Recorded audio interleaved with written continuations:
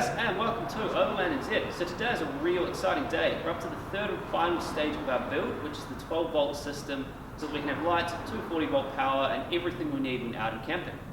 So joined by Josh and Reese from Street Customs today, who are our auto sparkies of choice. They are the experts when it comes to audio gear, car alarms, and 12 volt installs. So, if you ever need anything done, hit them up. So today we're installing a CTEK 140 amp off-road charging system, which basically allows us to run a giant secondary deep cycle battery so that we've got power everywhere. So yeah, Reese, why are we putting this in the front of the truck? Because I originally wanted to put it into the back.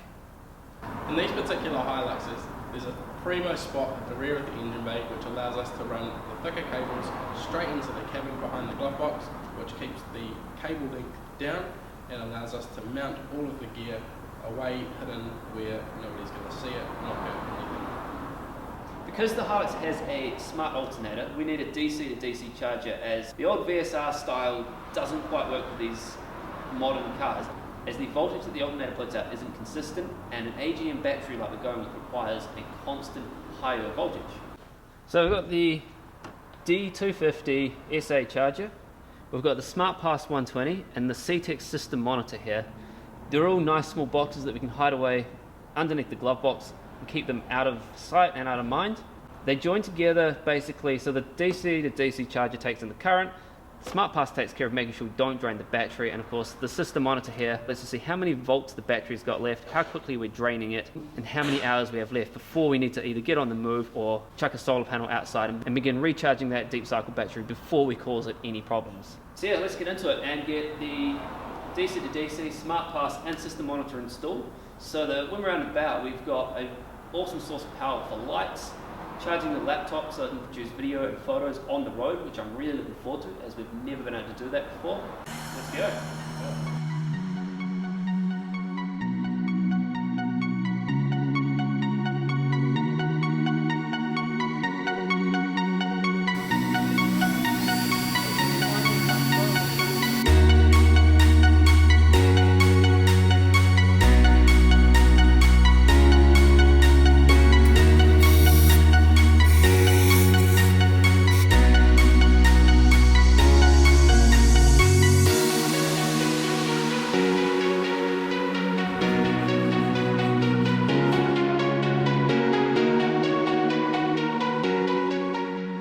Substantially lower than this. So if you have a look at this, yep. that's why I wanted the lugs on that side. Yep. So we fit.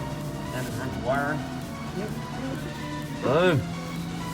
Yeah, so it's going to be a real pain in the ass. Yep. With cables down here. I think I want the post this way, because then it's further away from the body. Yep. And then we'll just come along with the cable and down. Yeah. Because this one here is only going to come onto here.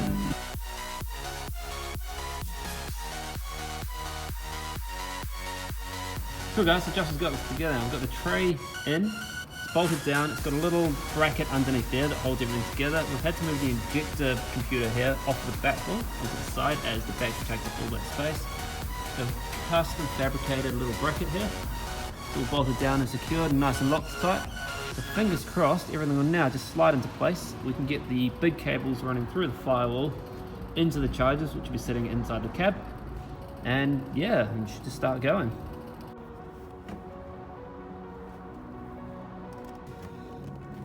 Real thick cables there. So I had originally wanted to run all of this battery stuff down to the tray in the end. Thankfully Josh has said no, as this thickness here is how far we need to go from the engine bay just to the glove box. And apparently if we went any further back, this here would have to be even thicker. So perhaps it's a good thing that I didn't just go down the route that I was going to.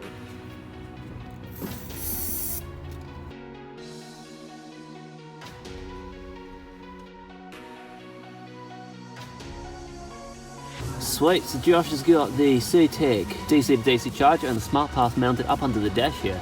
Which is kind of cool, keeps them way out of the way and way out of sight from prying eyes.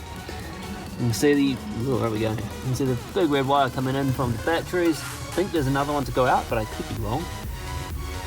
And yeah, look at that, they're all mounted and almost ready to go. So here's one thing that I'm never very good at, is crimping stuff. And mostly it's because I don't have the right tools, but this thing here looks mint.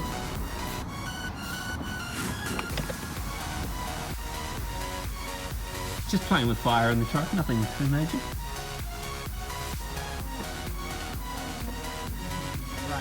what are we doing, Daniel? Alrighty, so one of the last bits that we need to do here before chucking the batteries in is get the shunt, which is this guy here, for the system monitoring. We've mounted the tray in already and probably should have put all the wires in first, so now I need to try and squeeze this through along this guy and then get it through the firewall, which is become very, very full very, very quickly. Looks fun. Yeah, let's see if we can get one more wire through. Oh, so join me on day 2 of our install. We worked late into the night last night to try and get everything set up, and it was kind of just wiring and plugging stuff in, so it wasn't that interesting to film. So yeah, everything's now installed and it all appears to be working, which is awesome. So I thought I'd take you through just what we've done so far, how everything's set up, and then what I've got left to do, which is thankfully things that I can do, as both Josh and Reese are busy having a weekend today. Seems I took up all day yesterday. So yeah, let's jump through, see how everything's set up, see everything's working, and then finish off the last couple of wires that we need to do. So as you can see, it's kind of full of wires and stuff here at the moment. We've done a glove box in. We have got the system monitor up and running. There we go. That battery's sitting at 13.5 volts. Currently got no drain coming off of it as there's nothing plugged in. That was really easy to set up and pretty cool.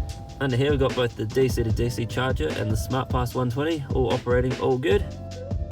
So under the bonnet here, the guys at Street Customs done an awesome job chucking this battery in. It looks real tidy, everything's routed out of the way and isn't going to rub or kind of touch anything that it shouldn't. So yeah, it looks mint. I'm super pleased with how it's come out. So yeah, that's basically our install of the CTEK 140 amp off-road kit done. Everything like this always takes way longer than you expect, not to the fault of CTEK at all. Just having to move a few bits and bobs in the engine bay, getting the brackets made up, running the wiring, getting through the firewall, all that sort of fun stuff. You know, it just always takes ages. So 2 days I think is pretty good for how much we've done. Everything's nicely hidden away. We've still got a few things to do in the back here, so we're going to get some lights up into our Feldon. We've got a big weird box behind me, which is going to be running all of our sort of electrical distribution stuff in the back. Thankfully all limited down by 40 amp fuse, so if we need more than that, there's the SmartPass up front to tap into there. I want to do a massive shout out to CTEK for providing us with a 140 amp off-road charger and SmartPass 120.